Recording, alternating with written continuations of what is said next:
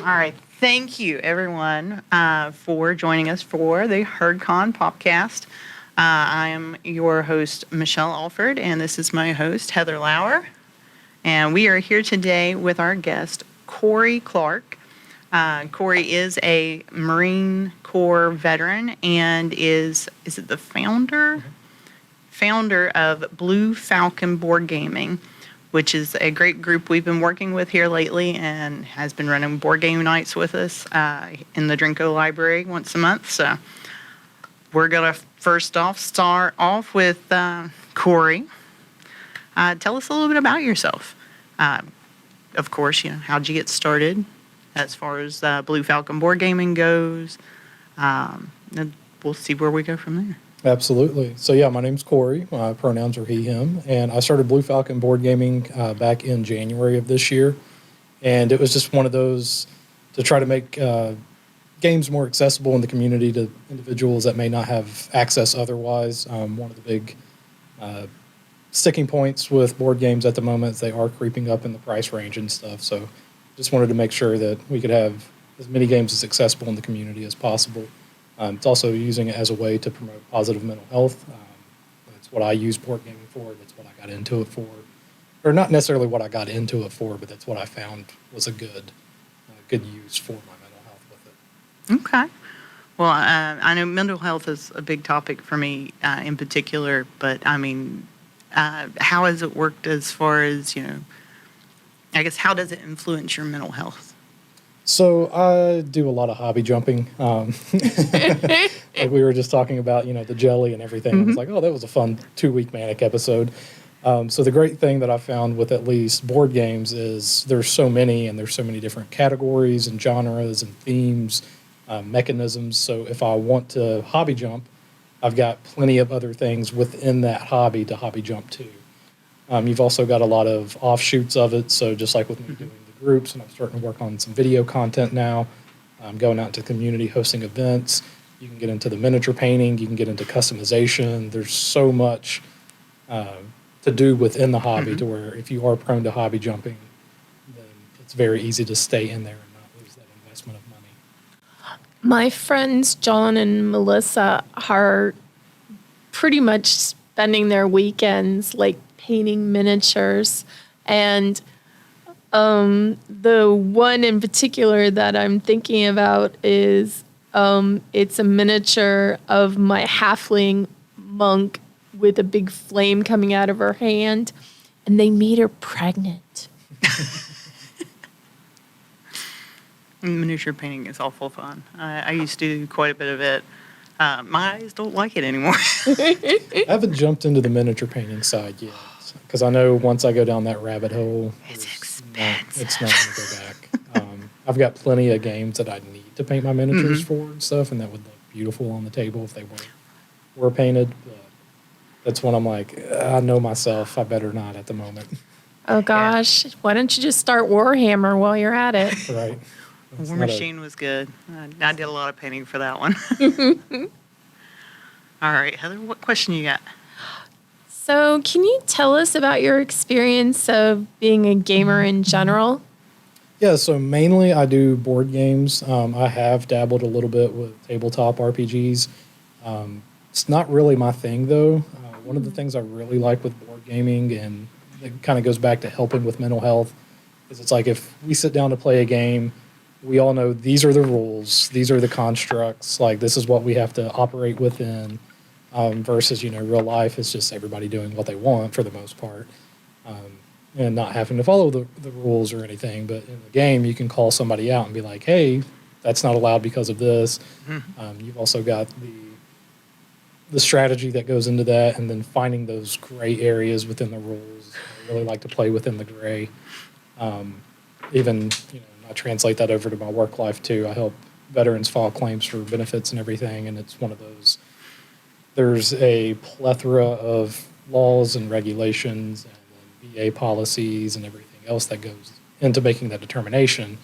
And it's like, okay, I need to know what the rules are. That way I can see in this claim where something is going to fall through or where there's an issue, or it may not be utterly apparent to whoever's looking at the claim. So tabletop RPGs, not really my thing because they're so open, so sandboxy. I've enjoyed them whenever I have played them, but it's not one that I would go do a deep dive into. Console games and stuff, not so much. I've got a Switch. I play occasionally, and it's usually more nostalgia purposes for Pokemon. If the new Pokemon games come out, I'll play it. Whenever Pokemon Unite came out, I sunk like 130 hours into it in the first month and a half, and hit master rank, and then I was like, oh, I'm done. Like that was my 1 month little manic episode. No, it works though. That's a good way to do it. Yeah. Now I have to find my Switch so I can become a master as well. You got Pokemon Scarlet and Violet coming out. And I think it's November. I'm excited about that. Probably, it's the yeah. first fully open world Pokemon game. Legends Arceus tried to do it a little bit, but it still wasn't fully open. So I'm hoping with this one, it's as advertised, fully open world, no cut screens or anything. Awesome. Yeah, I've never gotten into the Pokemon stuff, but my husband and daughter go nuts with it, especially with the Pokemon Go. Oh That's my been their gosh. just obsession on and off. Yes. No, I can totally understand Pokemon Go. I got to level 38 and then I was like, there's nowhere for me to go with this because I'm not going to go to Oh, like, you have to the travel to get the raids weird rares and... I'm not. I'm Yeah. just not. I think if So, we could just all go back to that summer that Pokemon Go originally dropped. Oh, yeah. That was a gosh. crazy that summer. beats COVID so much. Oh, yeah.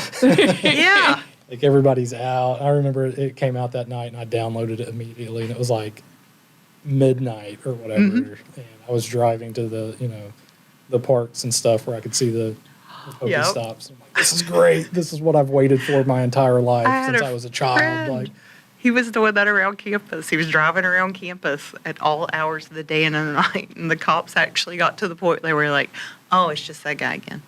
It's just that guy out there, doing Pokemon. Okay. I know Spring Hill Cemetery, they got freaked out. They're like, why are so many people coming here all of a sudden? There was like 12 Pokestops or something within the cemetery, and everybody was just yeah. walking around, and they're like, there's so many people. oh, actually, side point, I organized a Poke Walk. Ooh. Yeah, we did it for the Capitol because okay. like there's so many Pokestops there, and then there's so many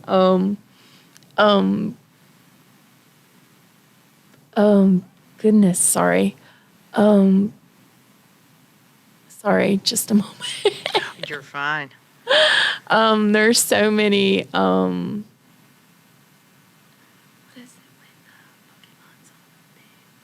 All the big bosses, the raids. and yeah, stuff. there's so many raids, and it's just dare I say precious.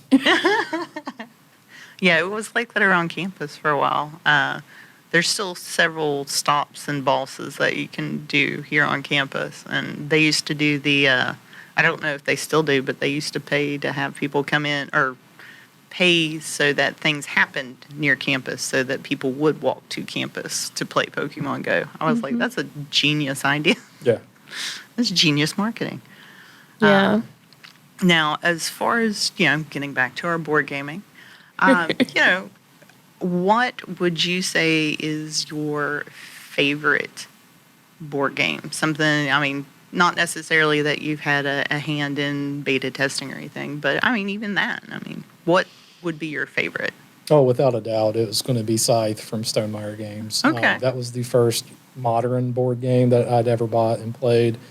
And it's what got me hooked. So Okay. even the process leading up to that was, I was working over at Harmony House, and I was at the First Steps location, and we'd be, trying to build rapport with the clients and the individuals there. And there was a group of guys that would just sit off in the corner, never really talk to any of the staff or anything, just real kind of standoffish. Yeah. But one day they were playing Magic the Gathering, and I saw it, and I was like, what is this? And I was like, all right, I'm going to learn how to play Magic. That way I get table time with them. Yeah. They don't have to talk to me. Yeah. And I can connect them with resources and services and, get that rapport built. And that's what I did. I went home that night, downloaded the Magic app, learned how to play, went and bought a few starter decks, and just had them teach me. Oh, that's awesome. Yeah. And from there, the more we played a ton of Magic at that time, which was great. I was at work and getting to play Magic. Wasn't paying much, but it's still work and getting paid to play Magic. But the more I research, deck building and stuff like that with Magic, different strategies, everything else, I just going down that YouTube rabbit hole, I started getting into like Dice Tower and Board Game Geek and kind of getting my eyes open of like, oh, what are these? These look fun. This isn't Monopoly in life. So it was February 2018, I think, is whenever I'd I'd ordered Scythe for my birthday, and it came in a day after my birthday. So it would have been February 2018. Very nice. That's pretty Since cool. then, I'm at 289 games now. Oh. Oh, man. It's a problem. Oh, I think Remember I need those a manic shelfie. episodes? I was going to say, do you got a shelfie up yet? I do on the page there. On the blue, Yeah, you wanna blue see Falcon. it? Oh yeah, bring up the shelfie. Absolutely. You have to. And if you're not familiar, guys, in the board game community, your shelfie is your pictures of your collection. It's just showing off. It's a bragging right. So It can be, and it's then fun. It's Oh. a fun thing to do. Then you also get people that, your unplayed games or your shelf of shame. Oh, And yeah. That's one of those. It's like, I have too how about many of we those. reframe our mindset, and that's your shelf of opportunity. Like, why does it have Exactly. to be shameful? Like See, You don't need to I like be- that. having all that negative speak. Oh, for those of you who are not in the room with us, Corey is he's about to pull up a picture that is on his Facebook page. Facebook page, Blue Falcon Oh. Gaming. Or is this your gonna say. personal page? No, this is the Blue Falcon Board Gaming page. I was gonna Okay. say, if you want, you can Yeah, where's put it up on the camera, I guess. Which camera would be this I was gonna say, I don't know if you can see it from their Yeah, page, it's but that's quite a all right. bit. But it is pretty cool. He's Hey, more got reason a to go visit couple the of the page. 12. No, those are like 16 cube. 2, 3, 4. Are those Yeah. like the 5x5 Kallaxes? and Okay. then Oh, one of the so- lower Those are nice. bookshelves. they're IKEA? Yes, Yeah. they are. That was my first trip to IKEA. Was getting those.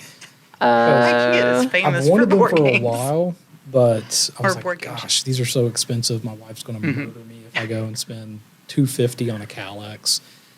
And we had them in the living room, and we had 4 or 5 bookshelves surrounding the entertainment center. I just got to the point where like they were stacking on top of the entertainment center, and then on the top of the shelves and everything else. And she's like, "This is too much." She's like, "You need to get shelves." And I was like, "Absolutely." I'm like, "We'll make a weekend trip out of it." Permission. Yeah. So I got those. Got them in the basement now. Wife's happy. Awesome. She doesn't have to look at them all day now.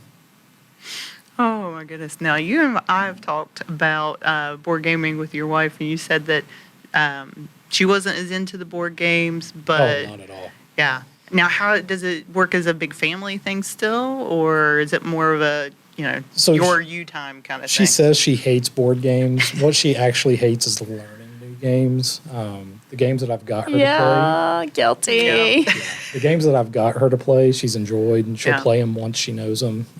We'll usually play with her mom, and then me and Harper, my daughter, she'll be 5 in January. She's got her own 2 sections of that shelf Oh, of her own games. That's so cute. And every night it's, "Daddy, let's go play this. Let's go play this." I have to play Bluey Scavenger Hunt one more time this week.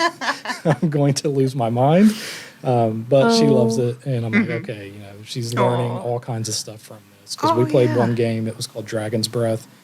And basically you've got a stack of little cylinder rings, and you put a bunch of colored cubes in it.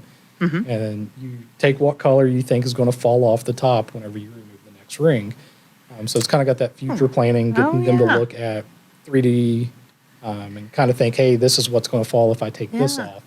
So you do that, and then at the end of the game, you just count how many cubes that you got correct. okay. And there's a video on the page, and keep in mind she's 4, and here she is, and she's like 38, 39, 40, 42, 43, just That's awesome. way above her, her age bracket of what she should be counting to Oh, and yeah. everything.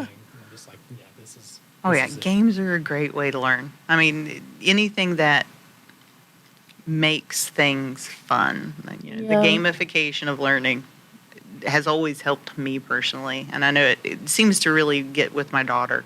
It's like I can put something on Roblox, and by golly, she will know it left and right, all up and down. And if I hand her a book and say, "Hey, read me the first 2 chapters and give me a summary," and yeah, it's not happening. Oh. Oh yeah, she's not a reader, but that's okay. She does do the graphic novels though, so I'll take what I can get. That works for me. So, what would you suggest for others who are interested in promoting mental wellness through gaming? And can they get involved with Blue Falcon Board Gaming? Yeah, absolutely. So right now we're still super fresh. We just started in January, and it was really me and then a bunch of my buddies that were like, "Yeah, I'll come out and help with this." The biggest thing that you could do to support is just show up to the events in the community. We've had some with you all here at Marshall. I've done the Cabell County Library, the Briggs Lawrence County Library, Cicada Books and Coffee. I've done stuff at the game stores. Done the center. It's the Youth Opportunity Hub for at-risk 16 to 24 individuals. I've done events there. So just if you're on the page and you see an event, just show up, because the more people that show up, that's more people that get to play games. But you don't want to show up and be there's a 4-player game everybody's playing and you're the 5th player. So the more people we have show up, the better it is, because there's going to be less downtime for somebody. Because even here and stuff, people show up intentionally to this event to play board games, but then they go sit in the corner. It's like, just invite them to play. Like, walk up to them, just say, what's your name? Yeah. Do you want to try this game? What's your interest? Because people are still, can still be super shy about it. Oh, or yeah. anything. That's one of the great things with it. It's like, I can't go over to the library right now and just be like, "Hey, I'm going to strike up a conversation with you," versus if we're at a board game shop or some type of event like that. It's super easy. Like, it takes off that social awkwardness of approaching somebody and be like, "Hey, do you want to play this game?" Oh. Yeah, I think that's awesome. Yeah, I was wondering, do you all own your own games, or do you, for example, say I came to one of your board game sessions and I brought a few board games with me? Mm-hmm. Absolutely, yeah. Bring whatever you'd want to bring. I randomly pick, like 3 bags worth off of my shelf and stuff. And especially if it's more of a community event, I try to make it to where it's like, okay, hey, here's a bunch of simple entry-level games that are super popular with different themes. Here's some kind of like mid-range games if you've played before, but maybe you haven't really played in a while or you're not big into it. And then I've got the games where it's like, hey, here's a 3-hour brain burner if you want to play this for the entire time of the event. I know exactly. Gosh, I'm sorry. Oh no, Australia was a big long one that we had during the first it took the game. took the entire 3 hours to do. Yeah, we had 2 other games running that finished while they were still playing. I mean, it was a long game. It was pretty amazing. It was pretty epic. No, I just know exactly who I'm going to play Sentinels of the Multiverse with. I've not played that one. And when is your next event? The next one at Marshall's the 29th. 29th, Yeah. 5 to 8. Yeah, And guys, that's a Thursday? come join us. It is a Thursday night, September 29th in Drinko Library 138. So that's our next one, and then we've got another one, I think, around October 16th. October Yeah, bring up the 20th. 20th, okay.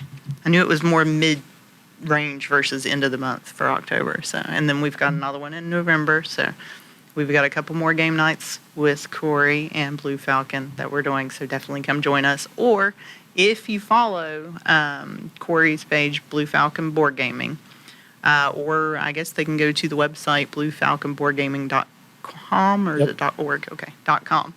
You can go there. You can find out about different events they're doing. Like he said, I know they've got, was Campbell County coming up? Or was that this week? We just did Cabell Or just County. did it? Okay. I've got Briggs Lawrence County again on Saturday, October 1st. So, yeah. Oh, cool. They have games running all the time. So if you want to find your local board gaming community, follow Blue Falcon Board Gaming and see what they're doing, because they're running around all over the place doing stuff, and it's a lot of fun. We've had a great time at the last one here on campus, too. And they were also at HerdCon. Had a great time watching them just randomly bring up games and play with people. It was awesome. But for reals, I will bring Sentinels of the Multiverse. And you'll be like, God. That's all right. Jesse will bring Oregon Trail if I let her. Oh, gosh. That's her jam. Well, I don't know how many times we've played that game. And I keep telling her, it's like, oh, my God, I played this enough as a video game in school. She just looks at me like, what do you mean video game? It's like, yeah, this was a video game. It looked just like your cards, only with less color. It was all black and green. She's like, what? Yep, that's what the color of the monitor script was. All right. How about, we've talked a little bit about the way, mental health and, of course, board gaming and using it as a way to encourage positive mental wellness. I know in a lot of fan culture, we get toxic fandoms. Do you run into as much of that with board gaming, with the whole gatekeeping and stuff, or is it a little more, what would you say, a little more relaxed, since it is a fairly social kind of fandom, I guess? Yeah. Yeah, so, I mean, in anything that you do, there's going to be people who suck. That's, the unfortunate side of it. Like, me personally, I haven't ran into it, like, at in-person events or anything. Mm-hmm. You can definitely find some online in forums and Facebook groups and everything else. But I think that's going to be, again, anything on the internet as well. Somebody's going to complain about something. It's been great. We did HerdCon. We went to Geekway to the West in St. Louis. We did CharCon, Origins, Gen Con. I've got one this weekend called DenCon. It's Cerberus Games or Cerberus Den. Okay. That's putting it on. It's in Newport, Kentucky. Oh, nice. Sin City Con's coming up next month. Yeah, Sin City's coming. So all of the cons I've been to have been super welcoming. Geekway was my first big con, and my wife went with me, and she's like, "Look, I'm just going for the hotel room and just to get away for 4 days." She's like, "You go do your nerd stuff, and then come pick me up for lunch and dinner. We'll go out and find something to do out on town or something, but you can just do your thing, and I'm just going to lay here and read and sleep for 4 days." So I was like, okay, I'm at this convention all by myself. I don't know a soul. What's going on? I'm just going to be that person sitting in the corner, not playing a game. They had a great app to where you could post a game that you wanted to play, or if you were trying to teach a game or you wanted to get it to the table, and you could mark, hey, wanting to learn, willing to teach, competitive, casual, all of that. Very nice. The entire time there, I was at a table playing something. Oh, wow. There was just so many people there, and just people would walk by, be like, "Hey, do you need a fourth? Do you need a fifth? Hey, do you want to?" You'd be walking by a random table, and they'd be like, "Hey, we need a third person. You want in?" So it's super welcoming. Everyone that I've met has been great. But there's definitely some gatekeeping and stuff in some Facebook groups of just, "Oh, why do you like this game?" It's okay to like different things. There's many of board games out there. You're not going to like every theme. If somebody likes that theme, then let them be happy. Yeah. just let them be happy. I like that advice. I need more of it. We love having you host game nights with us on campus monthly, so thank you very much. Absolutely. Thank you all for inviting me with it, too. It's been a blast. As we previously discussed, our next board night with you is going to be on September 29th in Drinko 138. Drinko 138. What games do you plan to bring, and what should players be prepared for? Be prepared to play games. That's really the only requirement. I guess it's not even a requirement. If you just want to show up and watch and learn, that's perfectly fine too. You can I've had just as much fun sitting at a table watching a full group play versus me playing the game as well. I mean, you get so many social moments and just comedy things that pop up, or somebody does something just ridiculous, and you're like, that actually worked. I'm like, okay. You got, a lot of games will have that moment of suspense of like, okay, I've got to draw one more card. Is this going to be it? Or I've got to roll this dice, or, if this is the tile that pops up, then it's over. If it's not, we win. So there's a lot of great moments.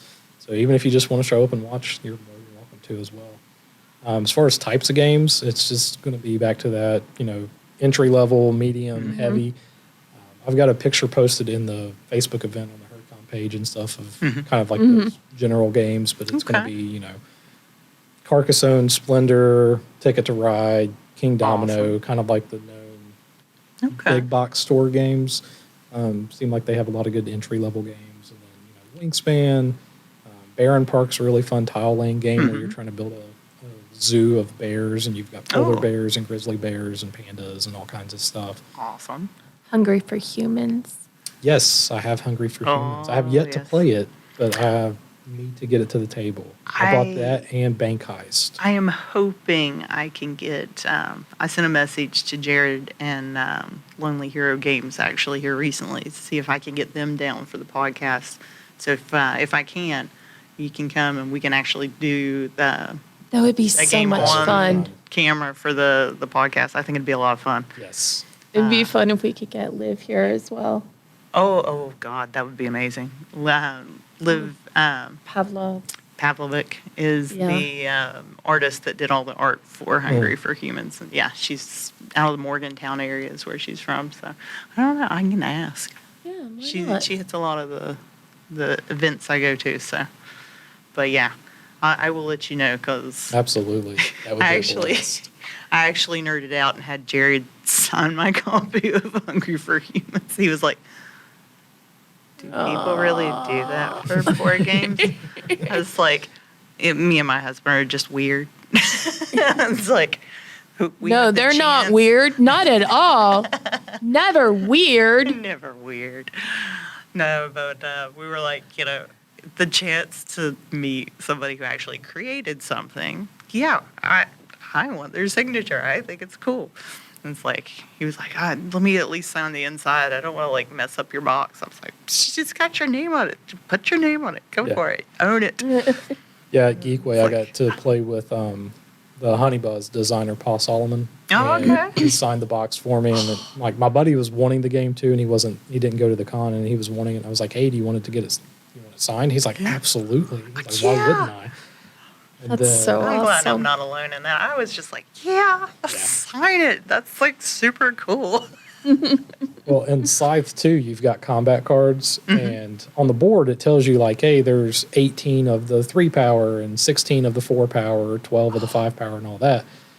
And Sounds like Munchkin. well, I was going through and I was looking and I was like, I've got a blank card. Which one am I missing? Like, it's got the back on it, but there's no front. Which power level am I missing? They were all there. It was just an extra card that was also a misprint. So I took that to Geekway with me.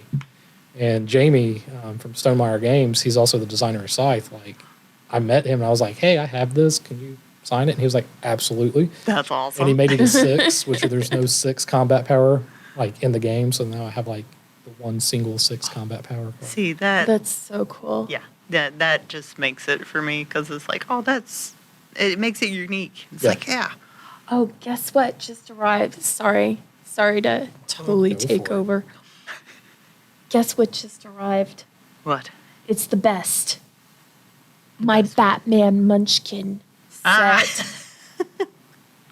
It's got Batgirl in it. Yes, she is a huge Batgirl fan. Everything Batgirl. Everything, including she made me an apron. Yeah. That would be a fun. I used to play so much Munchkin. I haven't played it in a long time. We did a lot of Munchkin when my daughter was younger, just as, it's a counting game, learn. And, of course, we had, like, Cthulhu Munchkin and all the vampires and the werewolves. So I'm a sucker for any Cthulhu skin of Me whatever too. game. Like, Me too. I've got Cthulhu? Shakespeare. Absolutely. Yeah. Give it to me. It's Take like, my money. I've got the Shakespeare edition. I've got the superheroes. I've got. Although my superheroes got mixed in with my regular set. well, we mixed all of ours together because we played them all together just for Yeah. fun and chaos. Oh, my X-Men and my Marvel set got mixed together too. Okay. Well, that's very on genre, though. Yeah. That's not bad. Yeah. Yeah. You should try the Marvel United game. Have you seen it? No. So you have I think it's six, but you've got some locations that go out, and you have the different villains that you can pick from, and each one kind of has their own deck that you mess with, and it's got their own event cards, and you get to play as whatever Marvel hero you want to. I think the base game has the Hulk, Iron Man, Wasp, Captain America. I know I'm blanking on a bunch of them, but they've got really cool minis, and they're like the little Chibo type minis and stuff. But you're going through, and I really like the way that they have got their storyline system, because it's like, okay, you play two cards, or the players will play two cards, and then the villain gets their card, and you do whatever's on it. But like you play a card, and it tells you if you can move, if you can attack, if you can do an heroic action. Well, then the person that plays the card next, they get to use the card that they played and whatever card you played before it. So like you're trying to work together as a team to kind of take down the supervillain and all of that. They've got an X-Men version of it too now. Yeah, I like the co-ops. I like games where we all win. Yeah. Or we all lose. See, I had to learn Arkham Horror the day it like when it was released at Origins. They gave it to us and said, "Hey, run this demo." I want to play the Scooby-Doo version of that. Never read that. So I had to sit there. I had it for like an hour. Is it the board game or the card game? The original board game. And I had an hour to kind of learn how to do it and then run demos all weekend for Origins. And it was a hoot because, I mean, it was one of my first board games where it was kind of that semi-cooperative trying to, it's like, if you don't work together, you all die. And even if you work together. And even if you work together, you all die. That's the one where one of your members is a traitor, isn't it? You're thinking of Betrayal. Yeah, this Betrayal. Okay. All right. But yeah, Betrayal is fun. I like that Arkham one. Horror, you're like, everyone's working together, and you've typically, the basis of any of the Arkham Horror games is you've got the old ones that are going to be released. If you don't stop it, there's different dimension portals that may open to release the old ones. But it's super brutal. It's very on genre for Call of Cthulhu. If you're familiar at all with Lovecraftian horror, it's brutal and fun and epically insane. But I think it matches the theme well. Oh, it does. You're not going to be, like, if this was actually happening, you're not going to be a human, and you're like, oh, I'm taking on this cosmic old one that's been around forever. This giant thing. Of course I can beat him with my flashlight and knife. Yeah. Call of Cthulhu was one of my first tabletop RPGs that I got into. And it really is, it's my jam because it is that constant of I guess, anxiety. You're waiting. It's like, okay, how is the world going to go and completely screw me over? Gosh. But it's fun. So we played a tabletop version of Call of Cthulhu as the Scooby-Doo gang. Oh, yeah. And I got to play Velma. Oh, nice. It was crazy. Yeah, I've got some of the minis for Scooby-Doo here lately. Let's see. As far as some of the local, some of the things that we like to do, which is promote, of course, our local organizations like Blue Falcon, and local events, whether even film. We did Her Hope Haven as a interview with Tisha Baumgardner, and we even did a film screening of it here in Drinko just this last month. Are there any kind of, and of course local games, which we talked about, Hungry for Humans. Are there any kind of local, and it could be anything, film, anything locally kind of created, produced, whatever, that you would want to recommend to people? So David Smith is working on a film. I'm blanking on the name of it right offhand, though. Okay. But he's been trying to shoot some of the scenes and stuff like that. Last time I saw him post on Facebook. Ethan Butler, he's out of Beckley or Bluefield, I think, Okay. in that area. Somewhere He's- with a B. Yeah, one of those B towns. He's got a board game that he just designed. He presented it at Gen Con, and nice. a undisclosed company at the moment, because contracts aren't signed, has picked it up tentatively. They're going through the play testing process right now to make sure that they want to go with it and publish it. Okay. I got to play test it 2 weeks ago, and it was a blast. It was Oh. super unique. It's called God King, and you're getting to Oh. play as these gods. And you've got different domains, so it's like you've got the domain of death, the domain of economics, the domain of art, Oh, wow. all of this different stuff. And it had a really unique system of the domains, or your player boards. You start out with, you have to go to different locations on the board, but you start out with the bottom row of having 3. And depending on how those 2 are touching, like each side of the board has something that you have to complete before you can upgrade it. So if whether you put it here or whether you put it here actually matters depending on what the 2 sides are touching. Oh, wow. And then Okay. once you have that bottom row complete, then you can move on to the second row, and it only takes 2. And depending on what those bottom 3 were, that's how you get the 2. There's like 48 combinations Oh, or something wow. of different types of gods that you can be. And then the same thing for the top one. And it's like this gives you like your ultimate power and stuff. And it was just a really unique Ooh. engine building, but also kind of like Oh. a mechanism of this is cool how this stacks. Like I haven't seen that mechanism before. Depending on how you place your play mat, it really impacts the game on what you can Oh, do. wow. That would be a kind of interesting one to get a play test up here sometime. Yeah, Okay. definitely. Because each of have to try to the get- domains has like different things. So it's like you're trying to go through and you're trying to build your chapels and all of this, and you've got your followers and you're trying to upgrade them to different levels of followers. You're collecting sacred text. You're learning how to do rituals and stuff. And Wow. like the ritual cards are kind of like your end of action bonus cards and end of game scoring bonuses. So it was just really, really good. Oh, wow. I played it on Tabletop Simulator. Yeah, Tabletop Simulator. I get those Yeah. and Tabletopia mixed up. And it was really, really good. It was a solid game. I really hope that Okay. the company decides to fully pull the trigger on it and Oh, yeah. put it on Kickstarter. Well, definitely keep me up to date on that if Oh, you yeah. don't mind, because Yeah, I love sounds doing cool. game launches and stuff. Because actually this weekend we've got Critically Absurd TV podcast created a social deduction game called Knights of Strife, and they're going to do a kind of launch demo kind of thing because it actually releases now. They've been doing beta, for about the last year. I want to Ooh. say they've been doing like beta testing in different like group settings and stuff. And they are a fun bunch of guys if you They're haven't a lot met of fun. them. Yeah.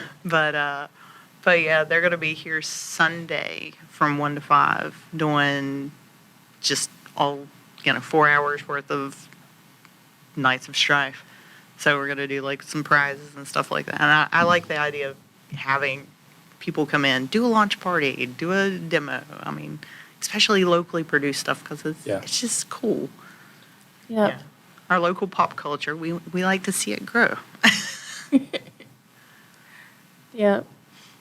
Well, speaking of which, I know that you've started your own podcast or video cast, interviewing game developers. And I personally just watched the podcast with Tenny Parks, with Nate Linhart, and I really enjoyed it on the drive over here. I think I need to try that one though, seriously. What has your experience been with that so far? And who can we see you interviewing in the future? So I've done 4 so far, and I have one more scheduled. So my first one was with Fletch, Sean Fletcher from The Op. He's the designer of Disney Sorcerer Arena, Epic Oh. Alliances.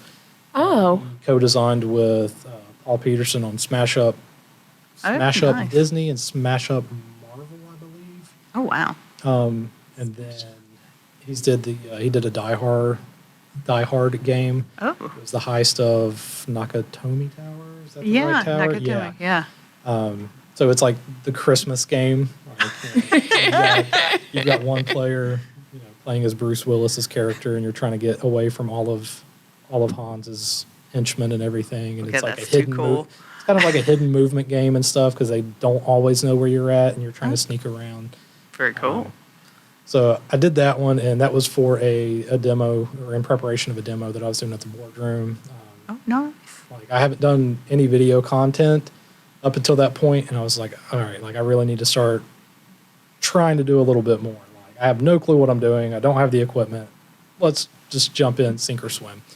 So I reached out to him, and he was like, yeah, absolutely, man. He's like, when do you want to do it? And I was like, well, that was easy.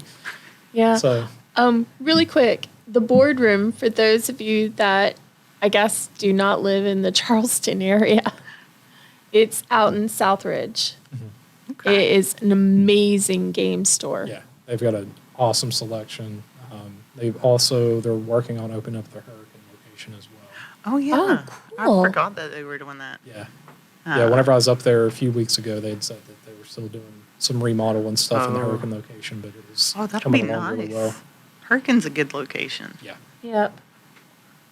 So that's awesome. But I mean, and you were doing the interview with him because of doing the Yeah, doing the demo. Demo and yeah, stuff. so they had the new expansion come out, the Turning the Tides, and it added Moana, Davy Jones, nice. Cool. and Stitch to the lineup. Stitch. And I decided, I was like, okay, there's already so many people doing playthroughs and unboxings and just, reviews, whatever. Like, Yeah. no one's like talking to the designer. I'm like, Yeah. that would be cool. So tried it out. It's worked out pretty good so far. That's One of the cool awesome. things with Fletch, I'd asked him how he came up with the first starting 8 characters in the core box. And he was like, oh, well, fun story. He's like, whenever I pitched it to Disney and stuff, like I didn't have Mickey Mouse in there. And they were like, hey, we need the mouse to be a part of the game since it's Disney. So it's just like small behind the scenes kind of stuff like Yeah. that. It's like, that's what gets me interested more in some games and stuff too. Because Oh, yeah. I'm just like, Yeah. you wouldn't know that unless you got to talk to the designer and stuff. Or Oh, yeah. are there any hidden little Easter eggs in here that you put in that's not going to be obvious except for maybe you and some buddies with some inside jokes or something? Yeah, I found that when I was talking with Jared from Lonely Hero at HerdCon, because I was talking to him about Hungry for Humans and the fact that it's accessible for anybody, but if you're from West Virginia, oh my gosh, it Yeah, is definitely. full of course, local info and local monsters and pepperoni rolls. I mean, seriously, they're awesome. And it was fascinating to me to talk to him about, okay, what'd you put in? And, just hearing the background of it. But like how did you decide what Yeah. restaurants to approach and stuff? yeah, it's You like, got tutors and all kinds of stuff. oh, yeah. Yeah, tutors Yeah. and ice creams. Was Ice Cream Sunday from Ripley. Oh my gosh. Oh, yeah. I mean, they had all these awesome things in there, and they've got the gristmill and things. And it's just like, oh, that's so cool. Not So- to mention they've got the Flatwoods Monster. Oh, yeah. They got Braxy and all that kind of stuff. So, yeah. I love learning why people put the stuff they put into a game or whatever they're working on. It's just fascinating. I like the creative process, so I guess is Yeah. what it is. I like the process. Yeah, and then the second one I had interviewed was Paul Salomon from Honey Buzz. Okay. He's the one I met at Geekway. And I was like, okay, like I've played with him before. I'm going to reach out, and he's probably going to be nice about it. Absolutely was. He was, he's like, yeah, man. He's like, when do you want to do this? Like, let's go. So we did that. He's a math teacher full time. His board games kind of like his side gig. He's not a full time designer or anything. Okay. Versus Fletch, like that's his 9 to 5 or whatever his hours are. Like that's his full time job is game design and development with the op. That would be so awesome. He said it's like looking in on it, you're like, oh yeah, that'd be cool to do that. But then like whenever you actually get in there, you're like, oh, this is a lot of spreadsheets and numbers to figure out what's working for this one specific card and what's not. The Yeah. third one that I did was Jason Lentz, I believe, from Dawn of Vivos. They just had the Kickstarter kickoff. It funded fairly quickly. I think it was Oh. like a day and a half. Oh, wow. It hit Nice. its $60,000 goal. And then that one was fun because that was my first like international interview because he's in Sweden. Oh, nice. Oh, cool. And then the fourth one was Nate Leinhart from Tenpenny Parks. He was fun. I did that one like back to back with Jason. It's like I had Jason at 3 and then Nate at 5. That's awesome. And then the 22nd, I've got one with Jamie from Stonemeyer Games. It's Stonemeyer Games' 10th anniversary this Oh, month, nice. so they're doing a big celebration event. So I was Yeah. like, And okay. you've done some demos of their stuff in the past, haven't Yeah, you? we did the giveaway at HerdCon. It was Yeah. for Rolling Realms. I had 2 copies of Rolling Realms that I was giving away. Yeah, that's the which one. was one of the good things that came out of the pandemic was that game because it was one of those people couldn't get together and play games Mhm. anymore. So Jamie started designing Rolling Realms and he put it online for free. You can still get it for free as a PDF That's off their awesome. website. And it just blew up and everybody's like, we want printed versions. Like, we want Oh, yeah. reusable. We want this to be a game. So it's like, I think it's like $20-25. That's not bad. Oh, that's It cool. plays 6 out of the box, but it scales infinitely because Oh, wow. everyone has the same realms, and one person will draw 3 realms out, and everybody matches those 3 realms. So Oh. we'll all have the same board, and then as long as one person can roll 2 dice, everybody uses the same number off the dice, but you have to figure out how you want to interact on your board Oh, independently, and you're just trying to beat each other's score. I mean, all of the games out of the base box are all Stonemeyer games. So you Yeah. know, there's a Scythe one, there's a My Little Scythe, there's In Between Two Castles, In Between Two Cities. And then they started doing got Tapestry, and like each of the realms has like this is the mechanism from this game. So Tapestry, Mhm. it's like you're trying to figure out a Tetris piece almost. I just bought Tapestry. No, not Tapestry. Patchwork. Patchwork, yeah. Sorry. No, that one's fun. It's a good little 2-player game. Yeah, I got it at the boardroom, coincidentally. Yeah, that's what's been hurting me real bad too. Is like because I work with some of the publishers where it's like, hey, we'll send you this game. You go demo it 3 times for people. You can keep the game for free. Mm-hmm. So it's like I'll get this $30 game sent to me, and I'll go to the store and demo it, and I'm leaving with like $90 worth of product Yep. after the demo. And I'm like, this didn't work out. This Yeah. is meant to save money, and then I still spent the money. Yeah, I This is do why that a I need lot. more shelves. Well, I guess we'll probably start to wrap it up, but is there anything in particular you would like to share with the audience or with HerdCon, whatever, just as a kind of closing or, particular events that you've got coming up that you'd like to see people Yeah, show up? absolutely. So there is the website and then all of the social medias. I'm primarily active on Facebook. I'm still learning Twitter and Instagram and all of that. I'm right at that age where I'm like, I'm a grump. I don't need social media. Then I try to do this and I'm like, oh, I need social media. So Facebook's the most active place by far. And then Sunday, September 25th, 12 to 2 at Cicada Books and Coffee down on West 14th Street here in Huntington. We're doing a board game brunch, so that's going to be 2 hours. We're going to be Awesome. playing Luna Capital is going to be the main, like the feature game, but I'm going to have other games with me and stuff too. That way, if other people want to play those, or if there's kids that show up, I'll have kids games and stuff too. Awesome. Thursday, September 29th, that's our HerdCon event. Saturday, October 1st, from 11 to 4 is the Briggs Lawrence County Library event. Again, that's just open. We're targeting teens and adults, but if you've got some younger kids that want to come, I'll have kids games with them as well. October 6th to 9th, we'll be in Cincinnati for Sin City Con. Awesome. Right after this, I actually have to call one of the organizations up there because we're going to be helping running the tournaments for the weekend. Oh, nice. For- Oh, that is awesome. There's Shobu, Bonanza.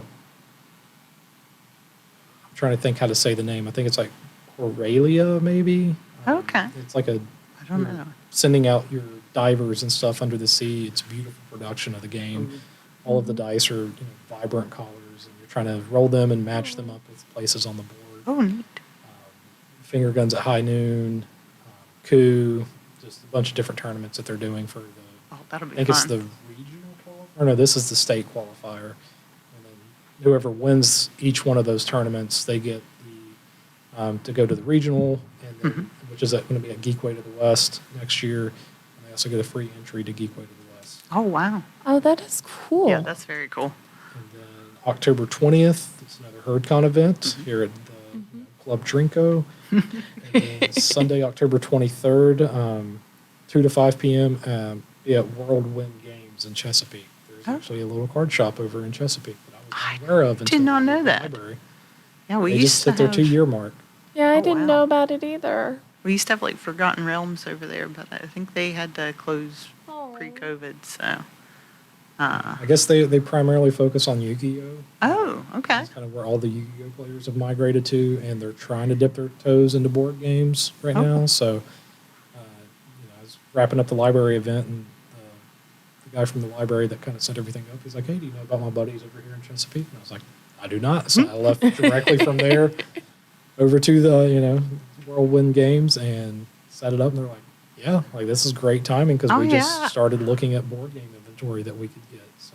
All of that. That makes it nice too, because then of course, what they bring in, you can say, hey, we'll demo that for you Yeah. and kind of help you out. Yeah, and I mean, that all could of be the a lot events, fun. all of the events are free. The board game brunch at Cicada, like if you want to get the drinks and the food and stuff that they'll have, I think it's like $10 is what they charged last time, and it was Oh, like a that's not bad. breakfast, lunch, brunch item. And Cicadas down the west Plus end, right? 14th. Yep. Okay. Across from, is it the Wild Ramp? Yes. Yes, right across Okay. from there. That sounds like it's over by the Red Caboose. It's beyond that. Okay. Red Caboose is over by Pullman Square. This is closer to the bridge to Ironton. South Point. Oh, yeah, the area of town I don't know. Yeah, the West End Antique District. That's getting cooler. It's. I want to say there's been like Cicadas moved in there. We've got a comic book shop down there. Then of course there's the Wild Ramp, which is always nice for your local foods. So, but yeah, it's developing. That's cool. So. Well, thank you very much for coming and being on our podcast. Absolutely. Thank you all for inviting me. Oh, and we are tickled to have you, and of course, tickled to see you again on the 29th. And we'll see you, what did we say? It's 5 to 8 on the 29th. And hopefully we'll catch you at some of the other events. Yeah. Yeah, I'm sad because I'm going to miss HerdCon next year. I know. 'Cause what's the dates for it next year? The 25th. It's the same date as Lexington. Oh, yeah. Oh, is Lexington during that one? I don't know if that'll affect us quite as much, but yeah, we're March 25th next year. I don't So. think it's going to affect us too much. Like Tim Arnott's going to come, which he didn't last year, so that's actually really good. Sorry. Oops. Oops. Yeah, I'm going to miss it because I've got a board game cruise. to get Yeah, on. that Oh, sounds amazing. cool. Tricked my wife into it. I was like, hey, because her birthday's in March, mine's in January, and this is late March that the cruise is. And I was like, what if we just say our Christmas and birthday gifts to each other's to go on this cruise? And she was like, yeah, we haven't been on a cruise in a while. I think it was like 2014 was our last cruise, maybe. She's like, yeah, let's do that. And I was like, okay. So I bought the tickets and everything. I was like, oh, by the way, there's a board game convention on it that I'm going to be spending most of my time at. And she was just like, man, it conned me into it. Not even. She was just like, as long as you don't expect me to play games, whatever. She's like, there's a 24-hour Like, as long as I buffet can on do the rest cruises. stuff, I'm good. Yeah. But it should be fun though, because it's a normal cruise. So during the port days and everything, we'll still be able to get out, do the excursions and all of that. But then the days yeah. that are days at sea, whenever you're just like sleeping all day, anyways. Yeah. That's whenever they're doing everything with the con and everything. So That sounds like it'd be amazing. there's so much 100 fun. tickets for it, so it sounds like it's going to be a super small con. Oh, nice. They've got a section of the boat reserved and everything on it. So Who's throwing this? Meeples at Sea, I believe, is the name of the company. Okay. Neat. Okay. That sounds really I cool. saw, or my buddy saw a flyer at Origins, and we were getting info on it, and I pitched, and my wife should have known because I pitched it to her like the second I got back from the board game convention. I'm like, like, hey, well, sweetie, let's honey." go on this cruise. Oh, man. I haven't been to Origins in years. Yeah, we will hate not having you, but I think that sounds like an amazing opportunity. So And we enjoy. fully expect you to tell us about it Oh, so we can yeah. be all envious. Oh, there'll be plenty of pictures on the Facebook page. Because I'm going to try to do a lot of demos and stuff while I'm on the boat. I'm like, Oh, I've got yeah. 100 people signed up for board games, and they're stuck on the boat with me.